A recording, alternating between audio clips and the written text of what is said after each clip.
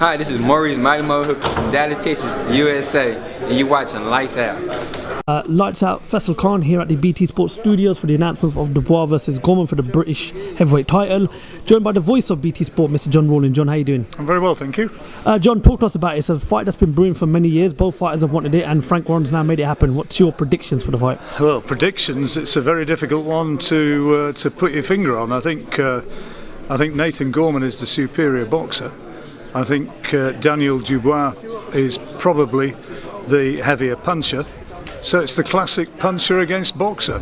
Who's going to prevail? Well, time will tell. And at the moment, I'm like Joe Joyce. I'm sitting on the fence because I honestly don't know. But what I do know is that the definition of any good fight is to sit here and somebody says to you, "What do you think is going to happen?"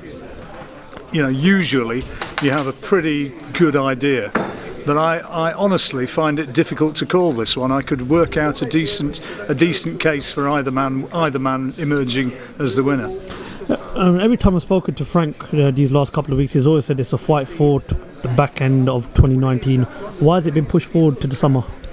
Well, they had the big bill at the O2 Arena. They got the booking there.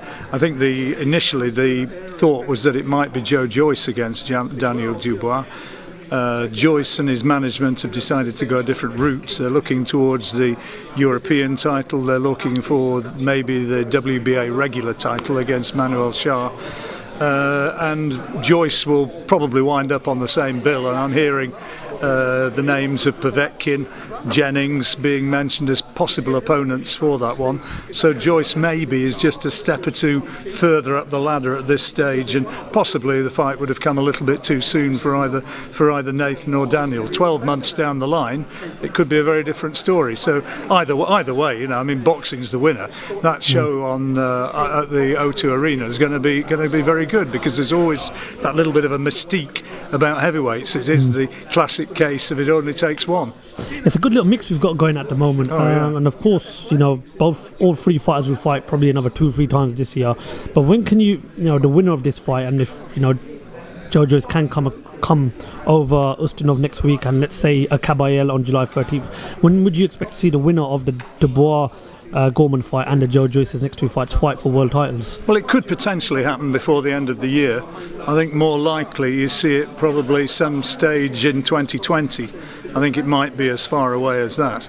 But it's terrific that we're talking about it. We've got three undefeated heavyweight prospects. I think Joe Joyce is probably going to move up to elite level the quicker. But Daniel and Nathan certainly have the ability to get up to that sort of level, and defeat is not the end of it for either of them. Just because there's going to be a loser in July, but whoever it is who's on the losing side of the equation doesn't necessarily, you don't write them off. They're going to be able to come again, because they're babies in heavyweight terms. They're youngsters, and they're not, novice isn't the right word, but they're still learning and they're still garnering more experience. Did you get a chance to catch the fight on Saturday night, Canelo versus Jacobs? I saw some of it. What did you make of it? It was pretty much as I expected it to be. I think that if you take Canelo away from Gennady Golovkin, Billy Joe Saunders, I don't think there's too many others who are going to give him a fight. There's talks about him possibly going in against Callum Smith, but I think at this stage, I think Canelo is probably at the peak of his powers, and they're not going to put him in against anybody who's remotely a threat when they've got this huge television deal and huge earning deal over the next 7 fights from here. So Canelo is very much the cash cow in Las Vegas. He's the one who brings the money to the table. So I don't expect him to be fighting Billy Joe Saunders anytime soon. They might put him in against Golovkin again, because Canelo will feel, I've already done it, I know I can beat him. So they might do that again. But I think Canelo has become an outstanding fighter, and it makes you realise how good Floyd Mayweather was, that he beat him as comprehensively as he did not too long back. Why do you think that nobody there's not much of an interest from Canelo's side for the Billy Joe Saunders fight because, regardless of what people make of the decisions against the Golovkin, the best fighter probably before or after Golovkin is Billy Joe Saunders, who would give a superior test for Canelo. Why do you think that Canelo, Oscar De La Hoya, the zone, they're not looking at that Billy Joe Saunders fight and thinking it's a fight that we should make? I think it's a fight that they don't really need to make. I think that's the reason why.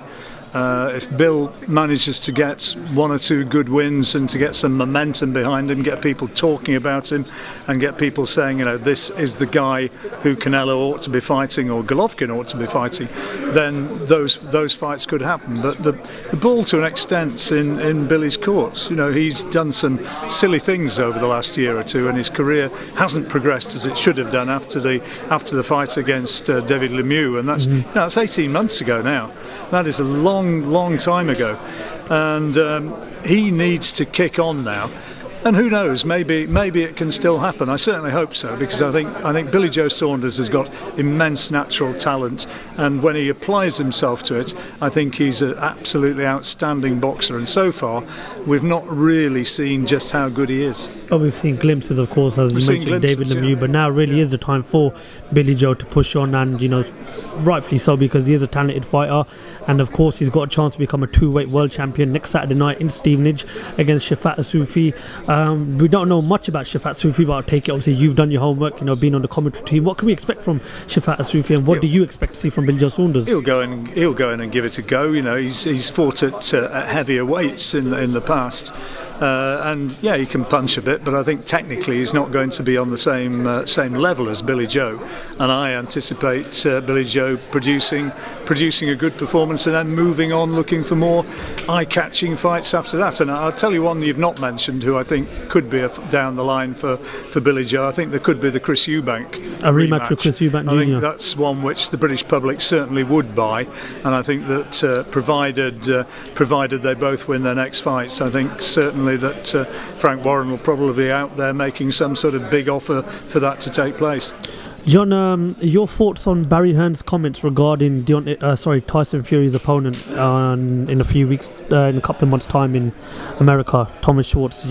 I didn't hear what he said. Well, he's more or less said that he's kind of said that Tyson Fury's claimed he'll fight any man, any time, any place, anywhere. Then he was more or less offered a rematch with Deontay Wilder, but he refused to fight Deontay Wilder. And now he's gone against what he said about Thomas Schwarz, saying that he's not a top ranked fighter.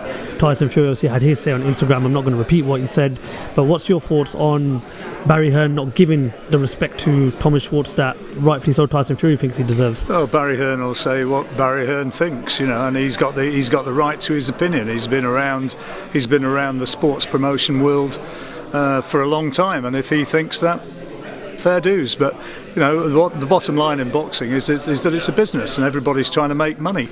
Tyson Fury is going out there and earning 30 million for that fight or something in that area. Is that wrong?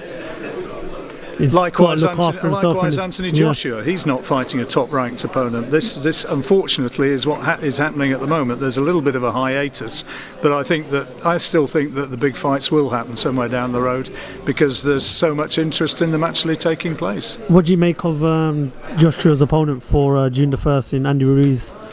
He's got good skills. He's got good hand speed. Whether or not he's got more than 2 or 3 good rounds in him, I'm not convinced. I think you only need to look at the two men and see one man lives the life and is the athlete, and the other one, no matter how much talent he may have, is clearly not in the same physical shape, and that's surely going to mean that Anthony Joshua, quite rightly, is a massive favourite. Just final question. You were there on commentary for the Khan versus Crawford fight. Performance-wise, what did you make of Amir Khan, and of course, what's your thoughts on the ending? Well, Crawford's a terrific fighter. I'd say that first off. He deserves to be right up there in anybody's pound-for-pound list, and he doesn't have conspicuous weakness. Amir has gone back a long way from his prime. Maybe he's got the fight against Kell Brook still out there for him. Whether or not the public really care now is another question, because neither man is clearly anything like the fighter that they were a few years ago. It was disappointing to see Amir lose like that, and only he knows whether or not he could really have continued or whether or not he had to pack in. a shame, because the build-up and the talk about it from both fighters was excellent, but in the end, the actual fight was pretty poor. John Rawling, always a pleasure talking to you. Look forward to hearing from you next Saturday night at the Lamex Stadium in Stevenage. John Rawling, thank you very much for talking to Lights Out.